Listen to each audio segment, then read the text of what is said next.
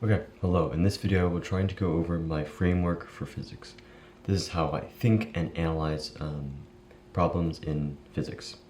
So, the first thing that I would have in my framework results to, this is probably the first thing I'm going to add, first thing I'm adding to it, because to me, it's the most important, and it is called significant figure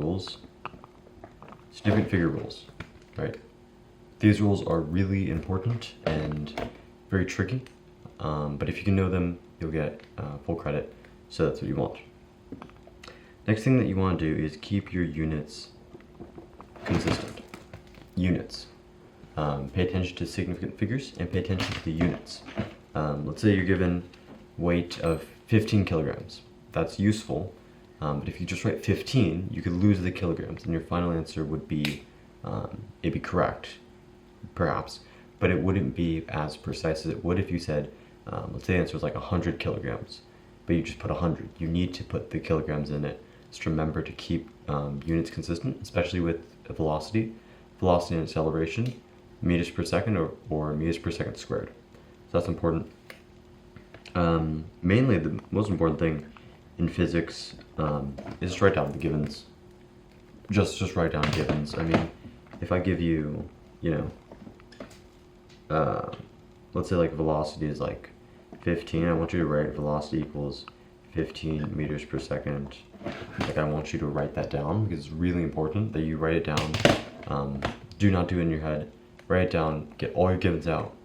And then the next one is to find a formula.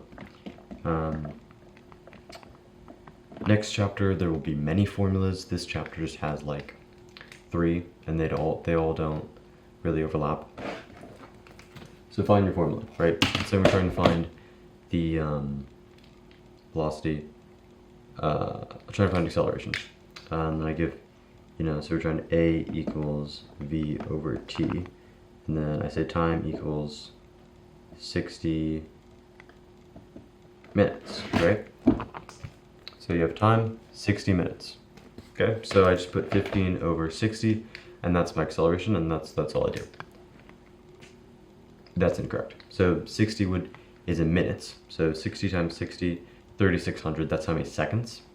So you'd put 15 over 3,600 and you get a very small acceleration of 0.04. And since it's to 2 significant figures and the other one is to 1, it would just be 0.004 would be the most precise that you could represent it as, I believe. So it'd be like A equals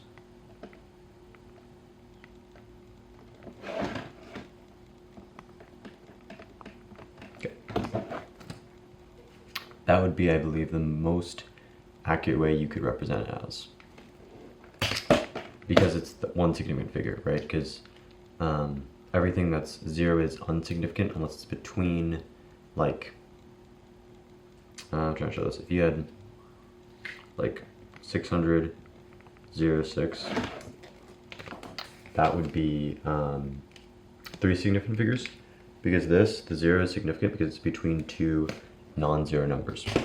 But that you can put that on a note card. I would put that on a note card, put unit conversions, and then put the formulas, which for this chapter are very simple. And then the next one I would do is concepts. So if you really want to review your concepts, it's throughout the book, but certain concepts are really important. Review questions on page 34 of the book. That is basically all content questions. Content and concepts, same thing, are really important because you need to know not all the tests will just be calculations. You need to know, try to think of something for this, like, can velocity equal 0 and acceleration equal 0? What happens if the velocity is negative and the acceleration is positive? Which way is it going, right? Or another question, what is a vector quantity, right? Is a vector quantity the same as scalar? What's the difference? To explain that, write an essay on that, right? You need to actually have a deeper understanding of what makes, what actually builds on physics. And that is a little bit harder to do if you, the math is, in my opinion, the easiest part of physics. So at least for this this like course, gets really hard later. But for this, I would say just understand the concepts. Try to make it make sense. Do a few experiments by yourself. Just try to make the concepts click. Watch a ton of YouTube videos. Hopefully this one will help you. Yeah, that's my framework. My framework is significant figure rules, units, givens, formulas, and concepts. So let's just take a problem. I'm going to apply this framework to a problem. So I'll just do one from this section. So let's do, okay, I'll just make one up. Find acceleration A, like v equals like 15 per second, time equals 20 seconds. Okay, so I kind of just simplified it. Those are the givens. I don't want to like give a word problem. So the units, right? Meters per second is velocity, time is seconds. Right, make sure that that's swapped, but just make sure that is correct.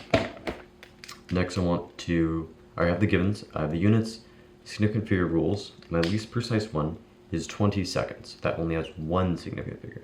So that means that I will go to one significant figure when I'm rounding the final answer. So the formula, right, that's the next part, is A equals V over T. Okay, so I identified the formula. Now what I need to do is plug in the givens. So 15 over 20 equals A. A equals 15 over 20 is like 0.75, 0.75, but since 0.75, since it's only one significant figure, I remove the 5 and it would be 0.7. Remember your units, meters per second squared. Okay, so that is my framework and how I approach physics. This works for the most complex stuff from like tension from chapter 6. That's like the most complicated I worked through. You can try those tension problems, it's really fun. But yeah, that's my framework and the concept for this, right? If I were to put this into a conceptual format, I would be like, explain why. Well, the reason why is because acceleration is how much the velocity changes over time. So I put the velocity over the time and I got the acceleration. How much does the velocity change over time? Well, that's the acceleration. So just thinking like a physicist and trying to approach problems in a way that helps your problem solving, and it will really help you. So I hope this framework was helpful.